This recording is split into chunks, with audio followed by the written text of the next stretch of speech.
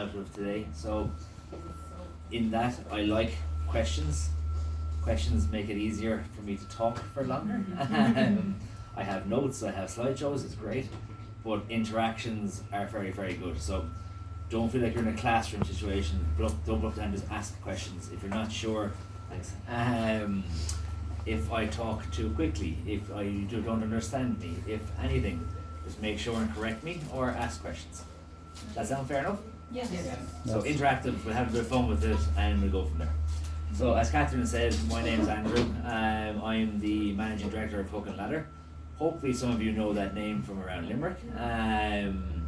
We're a hospitality group with numerous different eateries, numerous different types of eateries across Limerick, Waterford and now Dublin as well. So we're doing quite well for ourselves as a family business. We've got lots to talk about today. So that's kind of my background. Catherine mentioned is I came in I'm the eldest son. So I have two bosses, unfortunately. They are my mother and my father. It can make for some difficult dinner conversations every now and then, but 10 years later we finally figured out how to work together. So this is just kind of a quick agenda for the day. Some of the stuff we'll talk about, the history of Hook and Ladder, the services we offer. So a lot of it will be kind of based on who we are, what we do, how we do it, and I'm hoping through that the leadership part of it will kind of be shown to you. I don't have a definitive, this is how you lead a team. This is kind of what we do, and we think we're good at it. Hopefully we're good at it, and we will kind of go with that. We'll go through some of the risks and rewards and challenges, social responsibility. We'll throw a bit of numbers in there. Numbers are always fun to understand in businesses. And then kind of the career opportunity section, which will tie into the whole kind of employment part of this section. So that's kind of the running order for today. This is Hook and Ladder's mission statement. So I still don't know it off by heart, but started in 2013 by Caroline and Oliver Maloney. Core belief is providing a home away from home from all of our relationships. And long story short, providing our customers with a lasting moment that they will cherish.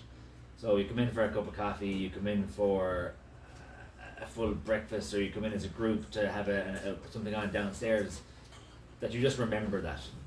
It's quite simple. Positive note, obviously, sorry, I should state, not from a negative reason.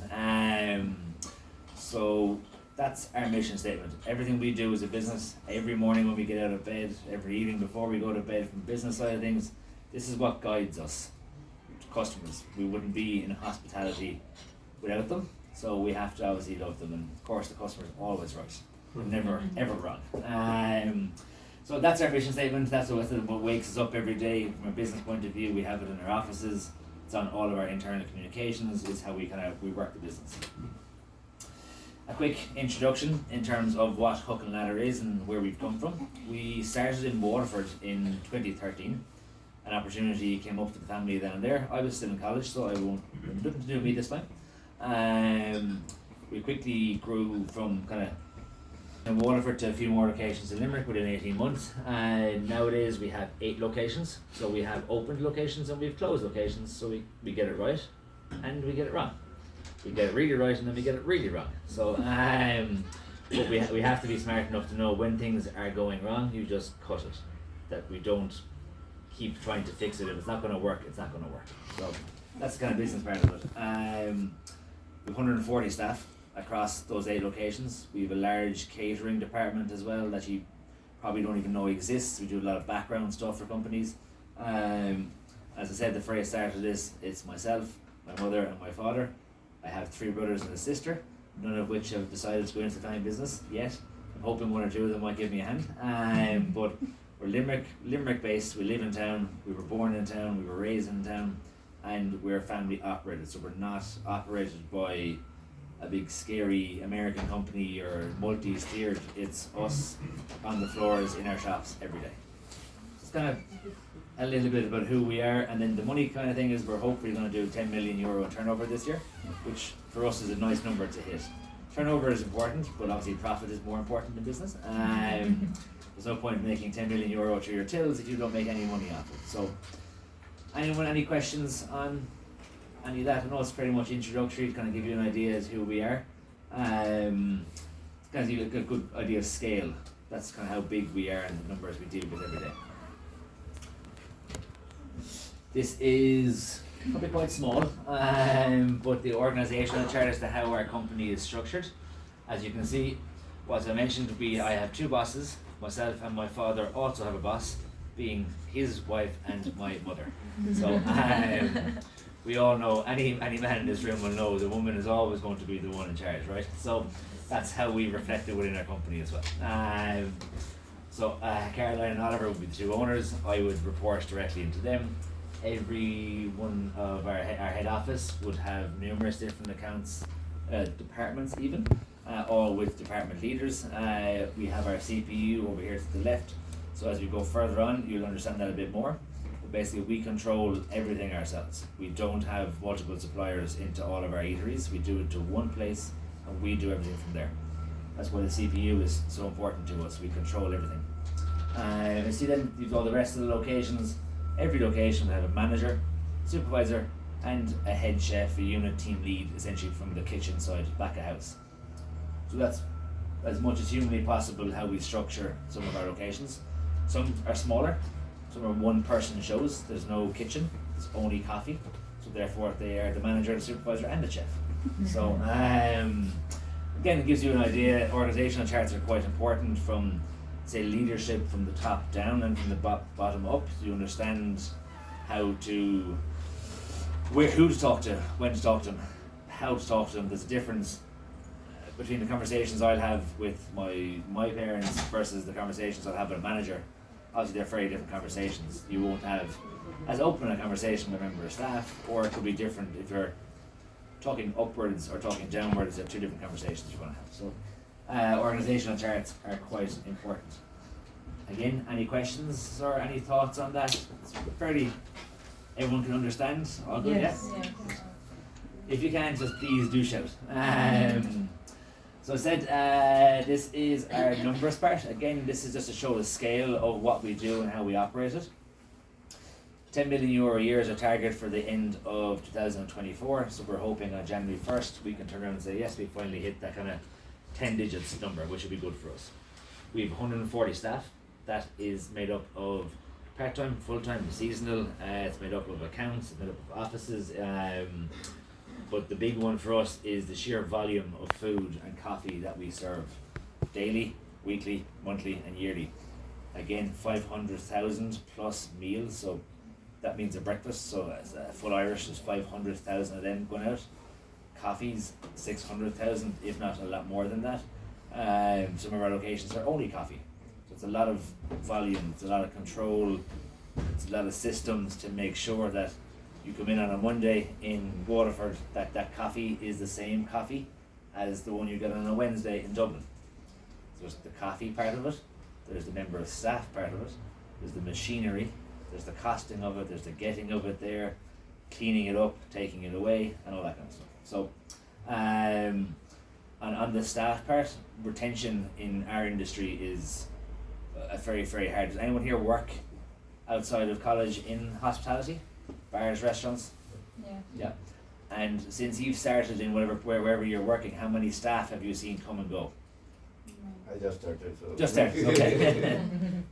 So you probably, unfortunately, will see lots of new faces. Every 2 or 3 months, new person.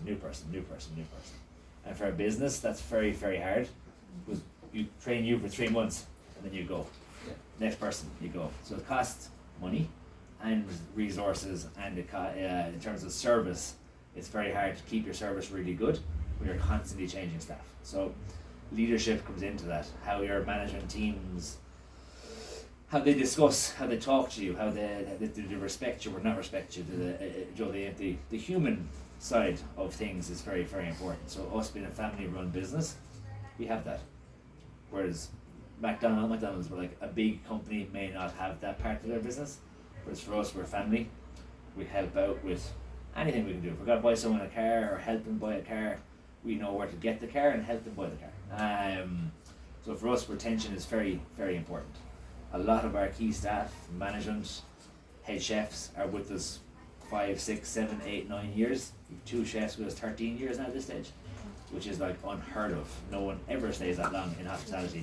And we have most of our most of our staff management are with us that long. So staff retention will be a very important part of leadership, and how you keep your staff for a long time. It makes life easier for us as a company to have someone knowing what they're doing every day, rather than have to teach consistently every 3 months. So retention is very important.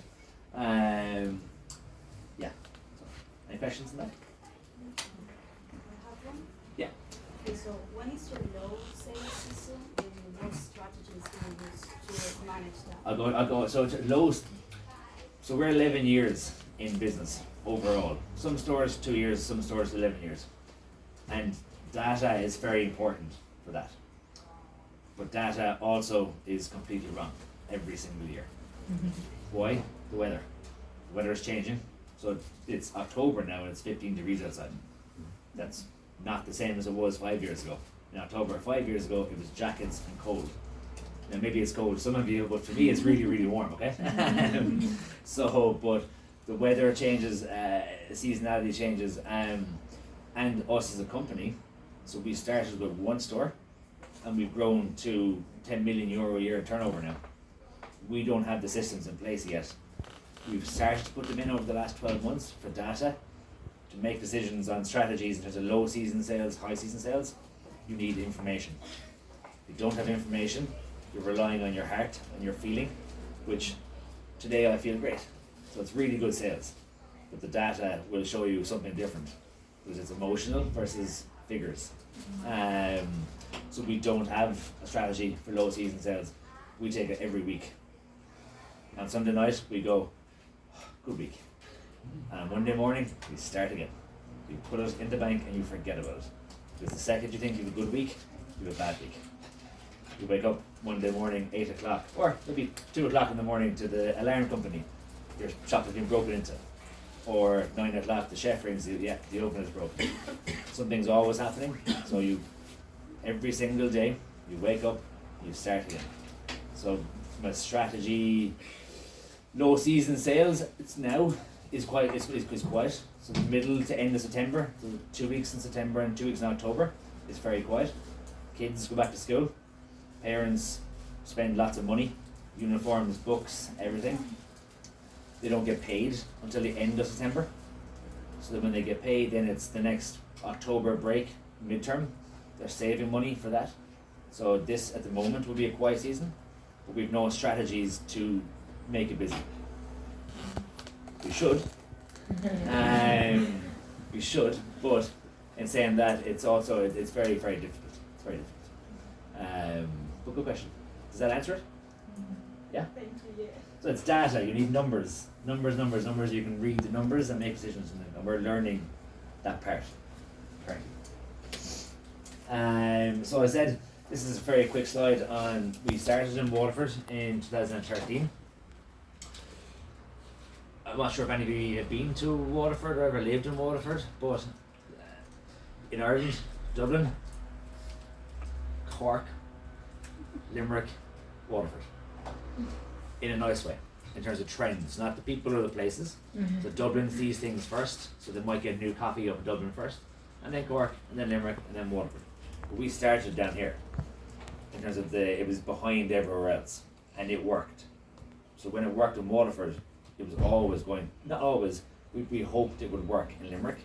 So in 2014 we opened our shop downtown, which is our flagship, our biggest building. Everything we do first, we do in there.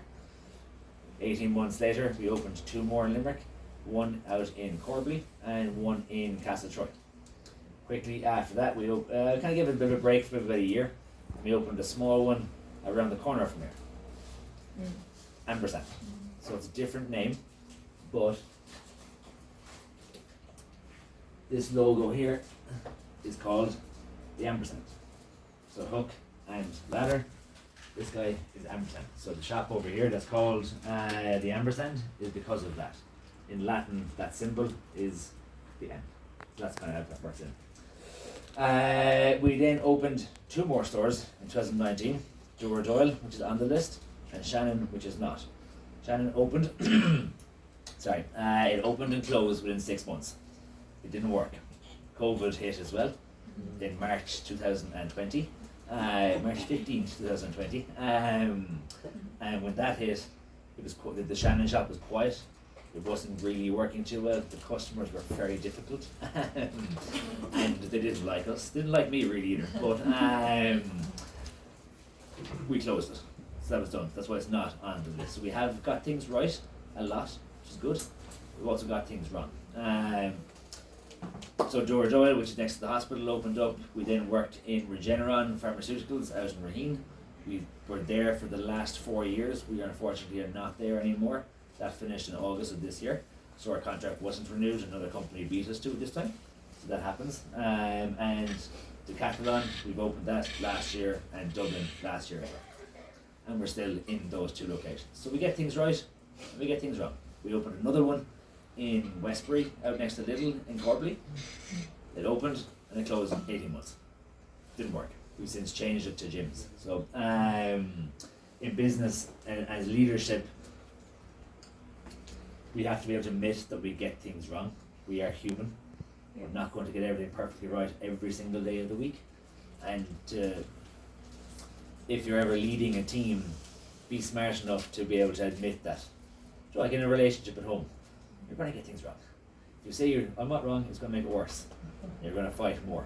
So to stop that and just say, yes, we got it wrong. And for us, if we get it wrong, we just close it. That's it, done.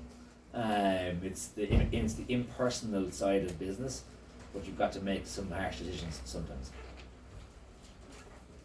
About your history, in 2013 you opened in Waterford. In Waterford first. But you live In here Limerick. in Limerick. Yes.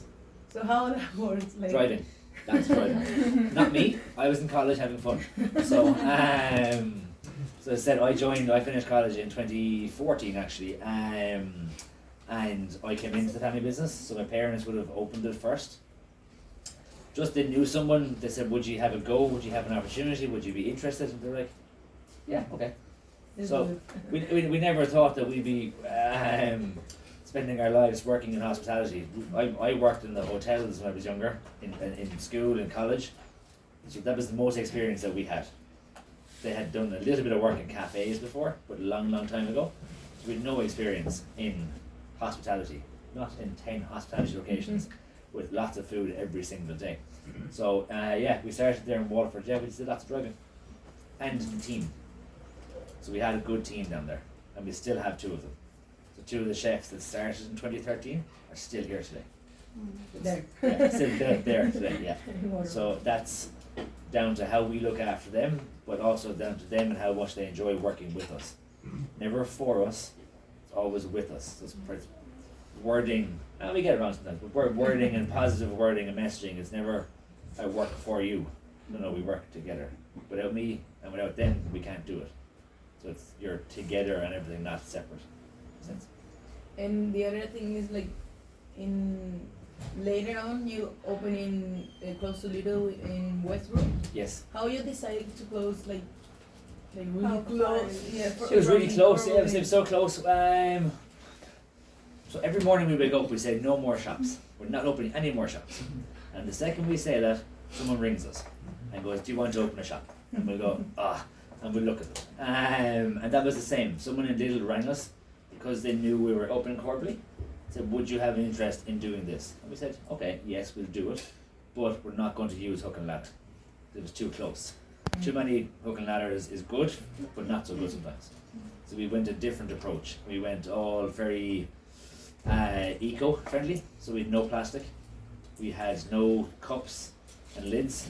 It was like a special cup and lid. Yeah, like the same that they use in curry and all. No, even different again. So that's plastic still. Mm-hmm. Ours were plastic free. They were like, do you know a kid, when you're a kid, and you have a beaker, and you drink like this, the little spout on top of it? Ours was the same. It was all cardboard. Plastic, it was exceptionally recyclable, eco-friendly, all of that stuff, but it was too early. No one cared. They just did not care. I want my cup with a lid. That's all I wanted. Or I wanted it to sit down with a mug in their hand. So with the wrong team on, with the wrong team leaders, the wrong manager, he didn't believe in the idea. So if he didn't believe, well, the customer definitely wasn't going to believe. The staff working with him weren't going to believe. It just didn't work. the numbers, it wasn't busy enough, we were paying too much rent, we were paying too much this, so that was Yeah. that was kind of really it. And same in Shannon. Shannon was our dearest store, it was our most rent, which doesn't make sense. In Limerick we have a 3-story building on the corner. In Shannon we have a small building, like maybe 2 times the size of this, and we're paying twice as much in Shannon than Limerick. So sometimes the landlords can be a problem too, not just us. So this is just kind of a quick slide of what we do. The majority of you might hopefully know that we're an eatery, is our new wording. We're not a restaurant, we're not a cafe, we're an in-betweener, so we're calling them eateries. We do canteens, so for some large companies we do a lot of work quietly behind the scenes. You won't see our names on anything, for their staff facilities. Catering, which is teas, coffees, sandwiches into businesses, into hospitals, all that stuff. We do that every single day, 7 days a week. Coffee trucks, we now have three of them. One really big new one, only bought it like 3 months ago, and then we have 2 really old ones from 1970. So they're really cool, but it shows we have loads of different things. It's important for us, we can't just rely on one thing. One thing is good, but if it goes wrong, you've nothing else. So that's kind of roughly what we do. We've barista school. Maybe I have trained some people here, maybe not. If you want to do barista training, I'm available. Talk to Catherine, she'll look after it. So we do lots of different things, which is exciting for us as well. Doing one thing every single day can get a bit monotonous and get boring, or not boring, wrong word, but like you get too used to it. So the challenges and how we face them, hopefully you've all read the paper, the Irish paper, but the hospitality industry in Ireland is struggling a little bit. It's quite difficult. If you've worked in bar restaurants, I'm sure that you'll see if it's quiet, it's tough. Thankfully we're okay at the moment, we're busy in most places, so we're able to survive. But taxation, the government in Ireland is not helping at the moment. Now, I'm not saying we don't have to have them, but they're just not helping. The cost of goods, butter used to be €5, now it's €15. Could you explain what they are asking? You know about there's a bunch of restaurants that are asking about VAT. Less. So every euro that we bring in, so you pay me €1 for your coffee, I have to give 13.5 cents to the government. Every single time. Before, that was only 9%. So I give 9 cents to the government. But now we must give 13.5. So the 9% was during COVID to help, but it changed back to 13.5 cents last year, and we wanted it back to 9 because the VAT rate went back up, but the cost of everything, the cost of every member of staff went up. The tomato, the butter, the plate. No, and they're Even the salary. yeah. Everything went up. Every single thing went up. And it's from a salary and a minimum wage, it has to go up. You can't afford to live otherwise. So we're not stupid on that side. Things have to go up. But then places are gonna close. That's really it. We won't, we're okay, we're doing good. But other places will close. That's just the reality. It's your local shop, your family run one store operation, it won't survive, it can't survive. You're working to pay the government, that's all they do. Every member of staff, every euro we give them, we pay 11% on top of it, so it costs us €1.11 to give you €1. So you get €1 in your pocket, that costs us 11% extra. At the same time we bring in €1, we take 13.5% off of it. Some things 23%, some things 0, so it kind of balances to 13.5%. But it's huge. That, along with the fact that everything we do is going up, prices of say, tomatoes and all that kind of stuff go up. Energy prices, it's leveled out. The cost of stuff is leveled, but it's leveled at a higher level than what it was 3 years ago. So it's maybe now €500 a month, whereas before it was €100 a month. So and staff costs and minimum wage. That's again going up in January, and all of this it makes sense from the staff side. No one's ever giving out about the staff getting more money. That's not the problem. Problem is with everything going up, businesses, you can't do a business because a business is to make money at the end of the day. If you're not making money, well, you won't do it.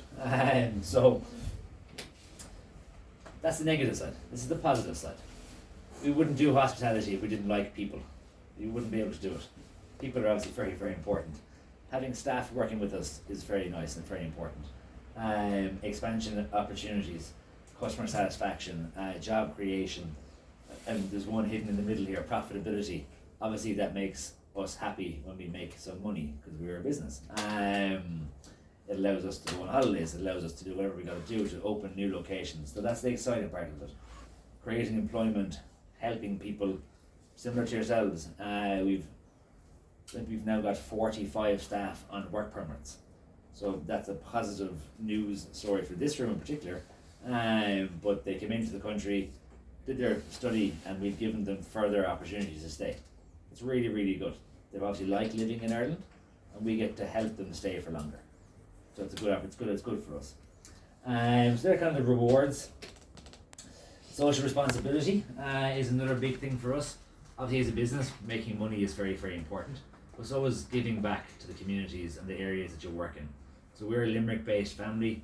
We are a Limerick-based family, and unfortunately my mother had breast cancer 10 years ago. So because of that, we give back to a breast cancer society out in UHL, the hospital. So we've now so far donated 150,000 euros to them. So as a business, profitability is important, but corporate social responsibility is also important. Giving back to the community, running events, running charity mornings, giving vouchers to a raffle, giving fundraising money, this kind of stuff. So that's a quick slide on that. We're not doing it this year, for the first year in a few years, just because it needed a break to bring it back bigger and better next year. But if you're around next October, it's a little walk around town, 3 kilometre walk, and we raise lots of money. So it's good. It's a nice day out. But again, that from our side, internally in work, it shows that we're not just money hungry people, that we have a human side to us. So from a leadership point of view, that's really, really important too. That's the picture. That was the last one. See all the people in Arctic Ski Park, and I think it's actually at 150 now. So it's good to give back, essentially. This is just kind of, someone mentioned on data and how you predict sales and how you predict your slow seasons and all that kind of stuff. We're finally doing that. So I'd be a little bit younger than my parents, so I like technology. I like things to be quite accessible. I can run the whole company from my phone or my laptop if I have to, from anywhere in the world nearly, except for the customer service part. Obviously you can't do that remotely. But with that, we've employed a company in Dublin who are basically AI software, who do all of our scheduling, who do all of our sales, predicting, forecasting, ordering food, all that stuff. So that is just starting to learn about us. It's about 6 months in. We give another 6 months, it'll be able to tell us within 4 or 5% what our sales will be for the month of November, for the month of December, for whatever. We can now predict sales. If it's dropping, we put in a strategy to pick it up again. So it just takes time for those things to happen. Financials obviously are important. Biggest cost we have is three costs. Overheads, which is you can't control. Your wages, which is our staff, we can control that. And our spending, so our food. All of that is now being tracked every single day, every single week, in every single location. So again, we've key team members, team leaders who look after all of this in locations. So management, supervisors and head chefs together work every single day to make sure they're not spending too much money on food, because that leads to food waste. Food going in the bin is an absolute sin. It's costing us money, but it's just wrong. It's not, forget the money part of it. Putting food in the bin is just the worst thing ever. And we do a lot of catering for companies, and they order way too much food. There's like 25 people here that order 100 sandwiches, but you put half of them in the bin. We've had to make them. Someone else could have eaten them. It's just waste. Monthly management accounts. So every month our key team lead sits down and we review our stores and our eateries. Compliance, we have to do it from the government side of things, so we can show where our money is coming from and going to. And then at the end of the year we get audited by our accountants. They come in, they pick everything up, and they ask some questions. Most of the time we can answer the questions, and sometimes we can't. So this brings on to kind of the more important part of the leadership side of this, I suppose, really. And I said I've done a few of the barista courses with some of the students in up here before. I think it's always the most important part is how to get a job, essentially, in Ireland, really. And what I look for. This is only what I look for. This isn't what you have to do. This is just for us, what we feel works the best to get in our front door and to keep the foot in the door.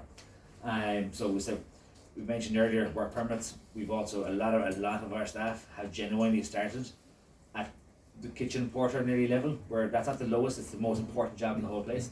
But on a ladder it is the lowest. So they've come in a kitchen porter, gone to junior chef, sous chef, and now head chef. Or they've come in as floor staff and now are management in our shops. So progression and promotions, we love to do that internally. And what we look for, it's probably very straightforward. You have to be a nice person. So it's really, really easy. If you're not a nice person, we're not going to work well together. It's just that easy. So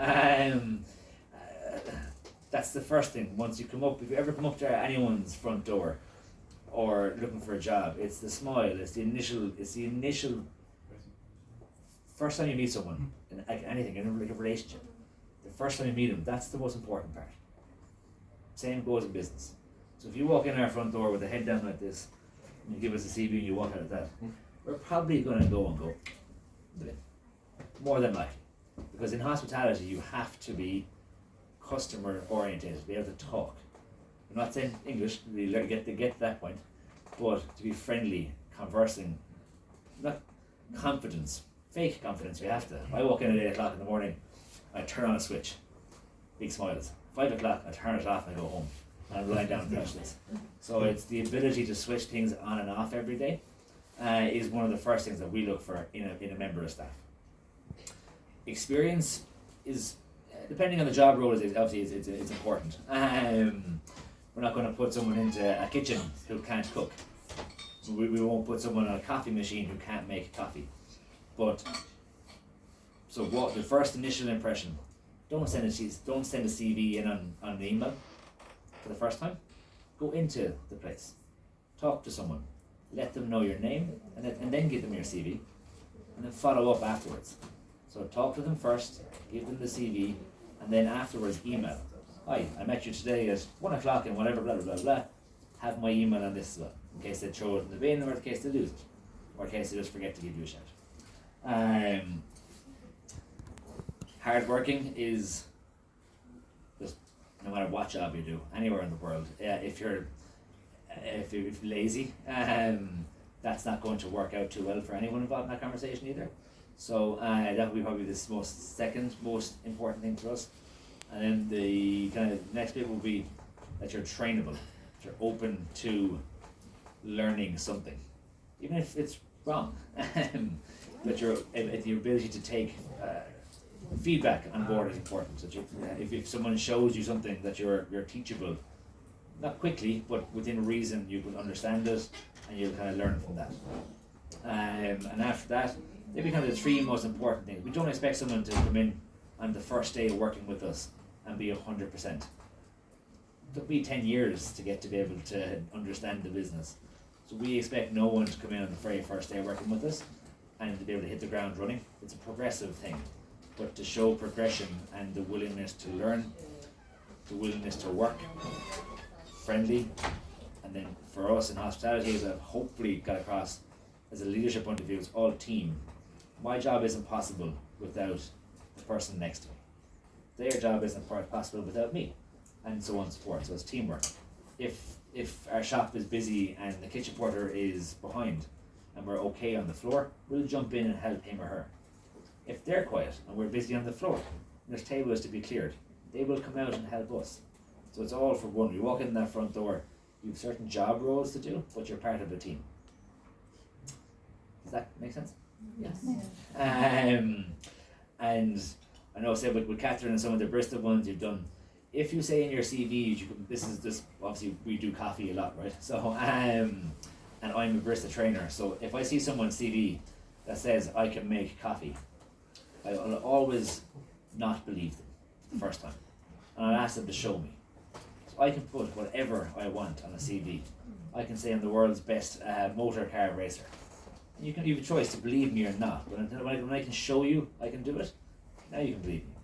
So if you walk in our door and you say you can make coffee, sometimes if we're feeling kind of fun, we go, show me, and we'll bring you in then and there to the coffee machine.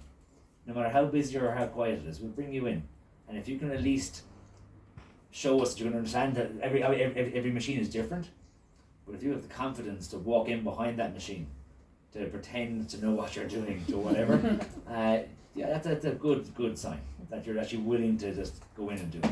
So on the coffee one in particular, if you say you can make coffee, just make it for the person. So if you walk into our restaurant, go, I have coffee experience, I'll show you.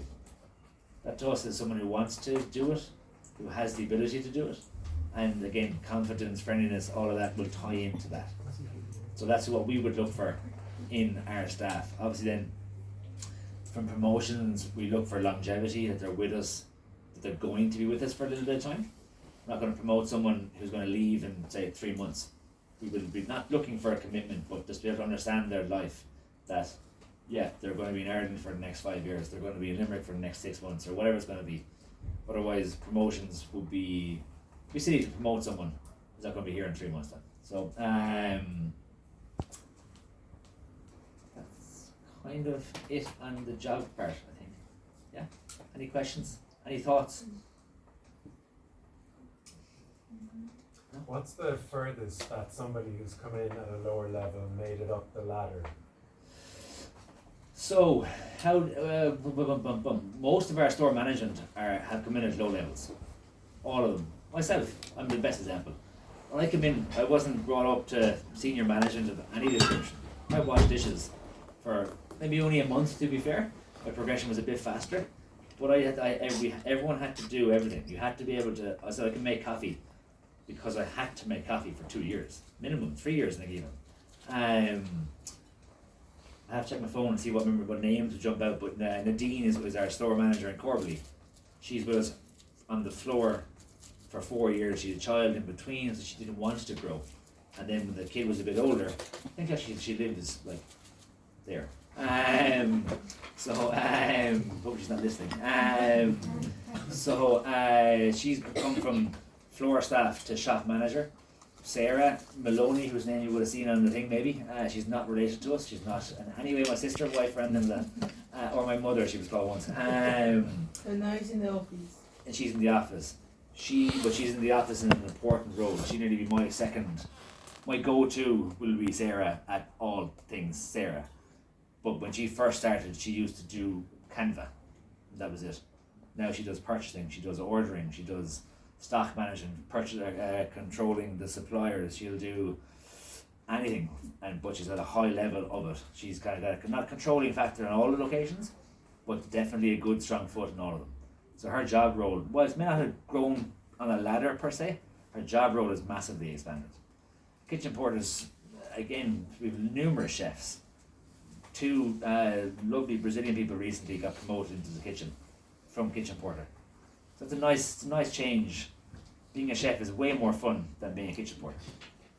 No matter how good you are at kitchen porters, chef is more fun. But the kitchen porter, just FYI, is the most important person in the entire building.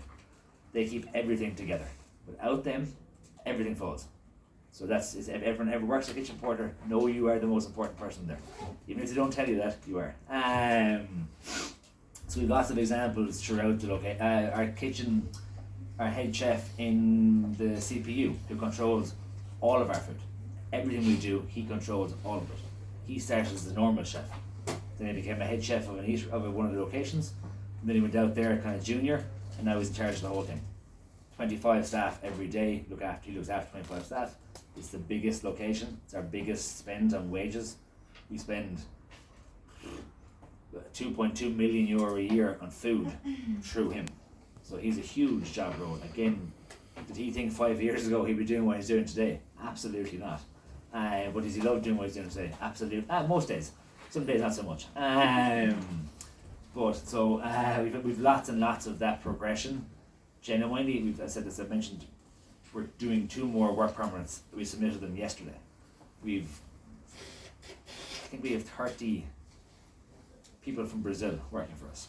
We've 14 Filipinos. We've 2 or 3 other different nationalities. We've Moldovans. We've a really multicultural, multi-different, what's the word? Multinational, whatever. Multinational. So my English isn't very good either, so it's fine. But we have a really multinational workforce working for us. And that's really good. Again, there's so many different personalities for us to understand. 5 years ago, I'd never met a Brazilian person. No idea. Now I've met Brazilians, Chileans, Argentinians, everything. So, and that for us as a company and leadership, obviously every nation is different. Every person looks after themselves differently, different desires, different needs, different wants. So we learned a lot in how to deal with people like that.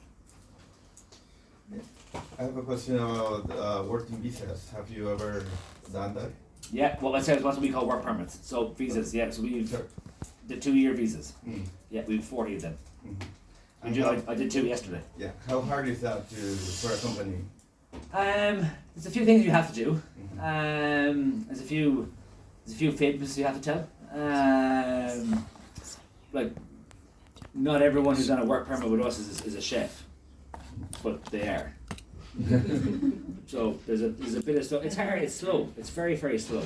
But we started that process 28 days ago, 22 days ago, for the next 2, and that you have to wait 28 days and do nothing. You can't do anything for 28 days. Because you have to put a job up on a certain website and pay. So you've got to pay money for that. You've got to sit there for 28 days and do nothing. Then it comes back to us, we submit it. It takes 2 weeks to be submitted, and then it can take up to 12 weeks for an answer. So all of a sudden that's like what, 4.5 months. I'm sure you've seen it if you're going to renew your permits, that it's 16 or 18 weeks in Limerick to get an appointment. I think they're changing it in some parts of Ireland to go online, and it's going to happen in Limerick eventually, but that's ridiculous. So it's really, it's not hard to get it, but you have to have patience. And you have to be good at your job. The company has to want to have you there, otherwise it doesn't make sense for anyone of that. So I said we do them every single day, and we're doing them now every day because we're starting to renew. 2 years are coming up to be done again. Okay, and that will be general skills or General critical skills.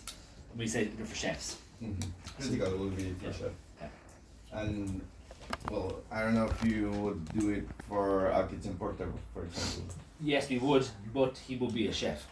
Okay. Everyone's a chef. Yeah. Because we deal with chefs. Mm-hmm. Other companies are different. I'm sure there's other critical skills out there as well. But for us, we have to be chefs. If we want to do something on a work permit, we can't do it for accounts. Because accounts is not a critical skill by the government, whereas chefs are. Mm-hmm. So that's how we do it. Yeah. Some winks, it's good. Very good. And I understand that for general skills, the payment had to be like 30 something. I think it's changing again in January. We're not too sure about that. Okay. Yeah. We try and keep on top of that one. It changes every 12 months, every 2 years. So, Okay. yeah. Very good. I Thank you. have 2 questions. Okay? 2 questions, yes, go. Yeah. So, how do you ensure that the standards that you want are maintained in all of your stores? Okay, so I can't show you 'cause it's not LinkedIn, but I was in Dublin yesterday and auditing. So walking in the front door and checking everything without even talking to someone. So you walk, from us it's standards. How we keep standards in all locations when there's only so many of us, it's systems and checklists. So if ever you want some light reading, there's a book by a guy called Atul Gawande. He's a doctor from London, like years and years and years ago. And he got moved to a hospital in, I think, Kenya, who had the highest mortality rate on surgery. They kept killing people because they weren't doing any checking. They come in, they chop off their left leg, but it was the right leg. So he wrote a book on the importance of checklists. So step A, B, C, D, E, F, G, you have to follow it the whole way through. And for us, we've taken that mentality and put it into our shops. So I pick up anyone here and I put you into work tomorrow morning at 8 o'clock for the first time by yourself. There's a list. You won't understand all of it, but it'll say, turn on the lights, turn on the music, turn on this, open the door, And that's not treating anyone silly, not being saying they're stupid, but it's how do you ensure standard approach. That's the first option. So it's they have to follow a checklist. Then someone checks that they're following a checklist. So say I was in Dublin yesterday and you have an app on your phone and you walk in, say good morning, how are we? Picture, and you get a score. So 80% is pass, below 80% you fail. So if you're a store manager, you have to pass. You have to be at 80% and higher. Or else your bonus, you don't get a bonus. Or you don't get holidays, or you don't get holidays, but the extra stuff, you don't get the extra if you don't keep things high. We have external companies do it, so we have mystery shopping reports. So every 2 months, someone who we don't know comes into our shop and sits down and did a list of things that our staff must do. Good morning, how are you? Not just table for two, they have to say good morning, good afternoon, good day, good something, wish you hello. If they don't, they get marked down. From the money side, when we're in restaurants or bars, McDonald's, can I get a cheeseburger? Do you want large? Every single time, do you want large? Why? Money. There's more money coming out of your pocket. You go to anywhere and if they upselling, link selling, they're taking more money out of our pockets as consumers, and that's a really big question for us. But we don't know who, we don't know when, we don't know for how long they'll be there, we know nothing. And we get a report every 2 months at the end of the month with scores for all locations. Everyone's the same bit of paper, the same questions, the same food, there's pictures, there's everything. And again, there's a score. The winning store gets money, gets to go out for food, goes to the cinema, gets to do whatever they get. The losing store is embarrassed because everyone can see it. It's shared, it's for everyone to see, but it's learning as well. It isn't just you're very bad, can't do that. We learn from it. You're right, this is what we didn't do so well for the last 2 months. And for us, the big part is upselling. It's taking more money out of the consumer's pockets. So that's standards, it's apps, it's technology, it's everything. And then we've also got numbers. So how much money you're spending on food. If you're spending too much money on food, well, there's too much going in the bin. So it's all numbers as well. Okay, thank you. And my second question is, what type of customer are you targeting? Like, do you have any specific age range? Or? No, we really don't. I said, in Limerick we've 6 shops. Every single one is different. The one in Corbally is proper neighbourhood. You meet your grandmother for coffee for 4 hours and relax. You go to Castle Troy, it's busy. In, out, 20 minutes, gone. There's more money in Castle Troy. The consumer is wealthier in Castle Troy. In town, it's a lot of tourists, passing trade. It's very different. In Doyle, it's a mixture of all of it. There's no like 18 to 30 or 30 to 40. We don't know. If I walk down to the shop afterwards now, there was 4 girls sitting down, there were 16. But next to them was 2 ladies who were 80. So there's no, we don't have a demographic. We try and keep our food fresh, exciting, and we keep our stores clean, and we do a little bit of marketing, and we hope from there that what we do inside is good enough that you all talk about it, and talking is free, you don't have to pay for that, and it's more trustworthy, so that if someone tells you something is good, you'll believe that, but if you see it on an advert, you don't believe it.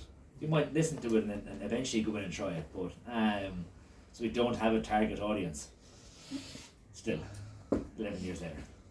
Thank you. I have one question. As you said, team working is important. Would you think it is necessary for you to let every employee know you and know how to contact you in case something happens? Yeah. So we're family run. We're not a multinational group. If you want an answer, I've had, like, probably my phone is vibrating now at the moment. Can we buy this? We need this. We need that. There's no like, you must email us. You must this. You can't talk to me because I'm up here. No. So we're all the same. So I do a lot of stuff on a daily basis. I don't sit in an office on a computer pretending I'm a big fancy CEO on millions of euro a year. Everyone has my number. We're in WhatsApp groups together. I'm in it, my mother, my father, we're all in it together. Sometimes that can be negative because it's too easy. but most of the time it's not. I said teamwork. People last week wanted to buy a car. Only a nice cheap car, but we know someone who sells cars, so we brought him to them. Good. That's and he got that from just ringing us. Yeah, and another thing is that in terms of building a good team in restaurants, what is the duty of managers and what is the duty of yours? So I get to delegate a lot of stuff, which means I don't do a whole lot. But on the daily basis, our managers run the shops. So they come into work. They are responsible from the front door to the back door for all aspects of the day. Customer service is the most important one every single day. Secondly, they're responsible for sales. If their sales are too low, well then people must go home. If their sales are really good, that's good. If they're spending too much money on staff costs, so wages is our second biggest spend, they must look after that. They must teach everyone how to work, and they must then kind of make a team mentality that's their job role. And my job role is I can sit up here and make sure that happens. I don't do it every day. I'm not down there every single day, but I have an oversight for everything. So I said coffee training, I look after some of that. Food safety training, which is huge. I am our food safety trainer. I'm qualified to up here in food safety, so I do all of that. The stores, making sure the standards. I was in Dublin yesterday. I have the audit on my phone. It isn't a random external person. We do that. I myself and my mother will do that. So that's my job role, is in ensuring that they do their job in a nice way. Okay, guys, we need to forward with the next talk. So someone have the last question. If I wanted to do the barista training, is there, where can I come to? Should I just approach? Okay. It's a special rate. Okay. Otherwise, you're paying a lot more. So, if whenever this is the one in the next 2 weeks, 2 months, whatever, we'll get something done. Yeah. Hopefully. And also we have sometimes barista course with Andrew. So Yeah. the next one we will have one. So No, November. December. December. Yeah. Okay, so in December. Okay, guys. Well, first of all, thank you very much for your participation and your valuable contribution as a speaker at Med College. I hope that you enjoy too. And we will have the next activity is the talk with Paula. She is a specialist in visa in Ireland. So if you want to stay, you can do it. And if not, it's not. And we have a coffee break at the end of the classroom, so you can go. And thank you very much, Andrew. Welcome. This is great.